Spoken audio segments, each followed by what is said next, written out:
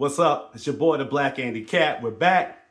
Another great weekend of college football. Before I forget, subscribe to the channel, like the video, get in the comments, and tell me what you think. But back to the matter at hand. Another great weekend of college football. This episode, we're talking about the Florida Gators versus the Georgia Bulldogs.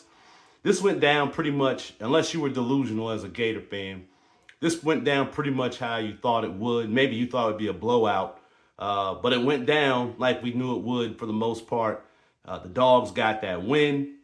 Not very surprising, but what you have to like, and no moral victories. Gator fans are saying that, but we're all pleased on the back end that this team competed and didn't get embarrassed.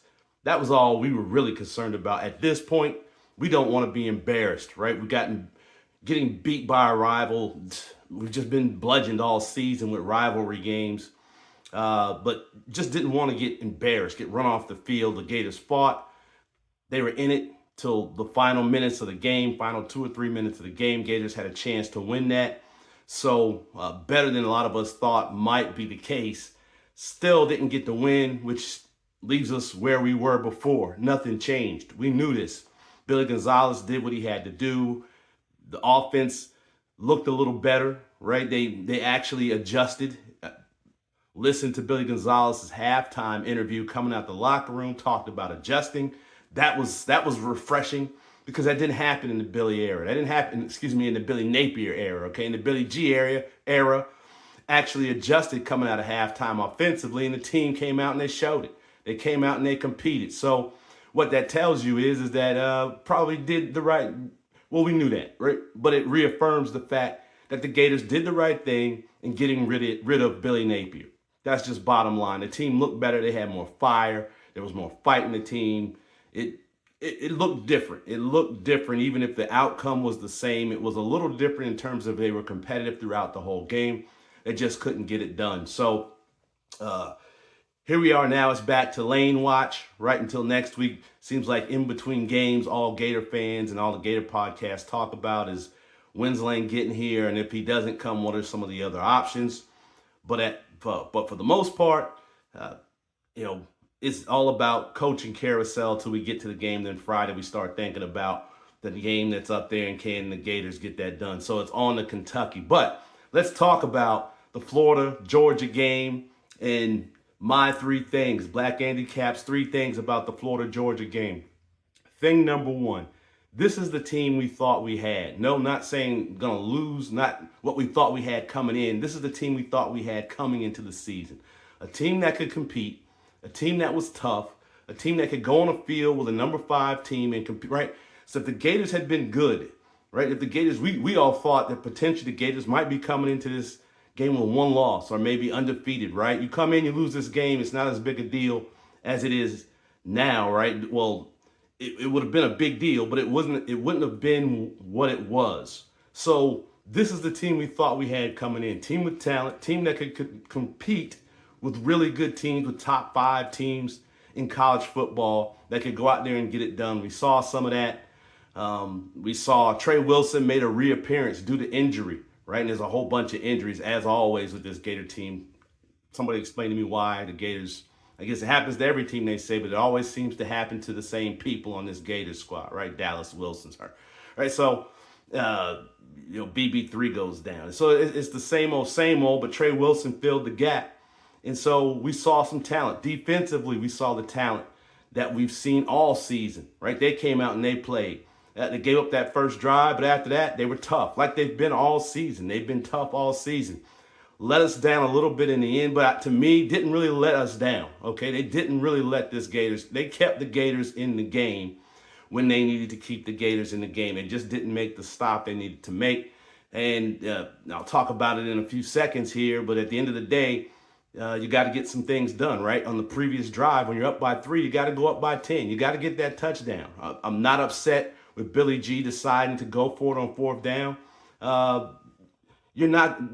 A field goal wasn't going to be enough, which we saw, right? You knew in that game a field goal wasn't going to be enough. Gunnar Stockton's too good of a quarterback. Gators had the edge and couldn't get it done. And that leads to thing number 2. And I'm talking about the Gators defense. The Gators defense deserves a lot of credit for this season. They fought hard all season. They've looked good in every game. Now, sometimes the final score didn't always reflect how dominant the Gators defense was at times. And that's because they just got to the end of games and they realized it was over. And you could tell they just mentally gave up. Right?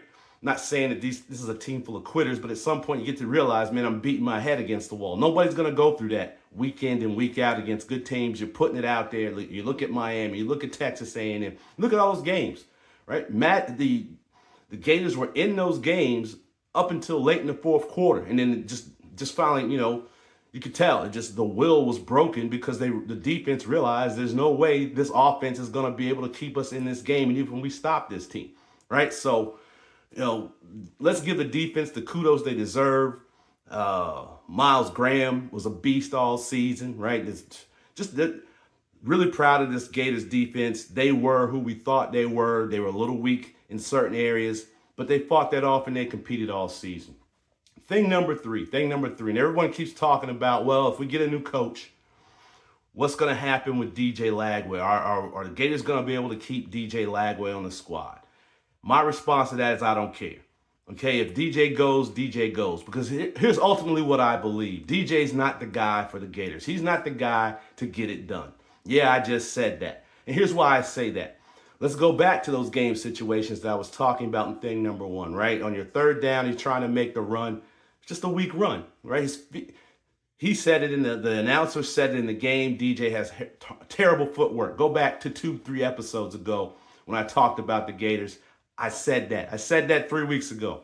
DJ has the worst footwork in college football from the quarterback perspective. Guy has awful footwork, and it hampers everything he does. It prevents him from making the big throws that he needs to make, a la the ball he slung down the Studevant that was short, that bounced off his arms or the field. We don't know. It looked like it may have bounced off his arms, but it could have bounced off the grass, all right? I'm not going to go and debate that.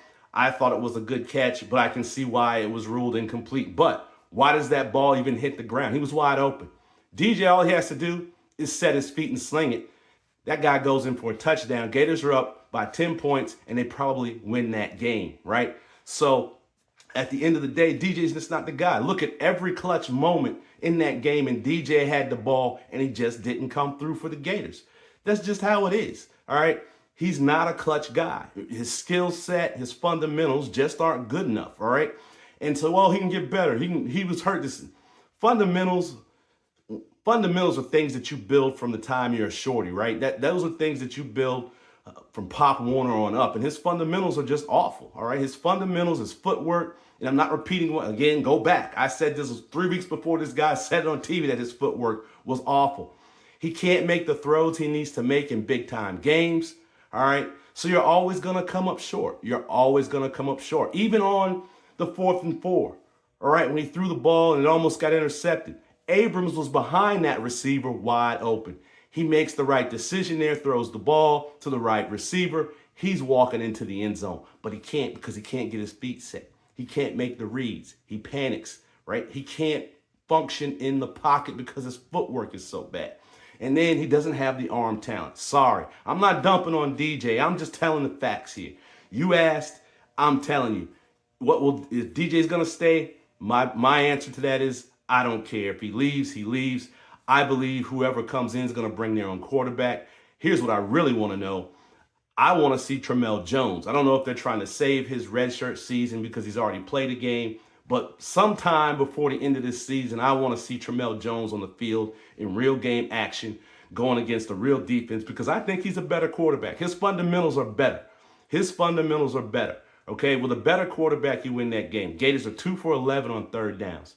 DJ's not the dude. That's not play calling. If it is play calling, it's because you're limited by the capabilities of the quarterback. There's only certain things you can do. There's only certain passes he can make. And the defense knows this. They watch film. They know what DJ can and can't do. They know what DJ's going to do under pressure. He doesn't have the footwork to get out of trouble. So if you can get him in trouble, he's going to panic.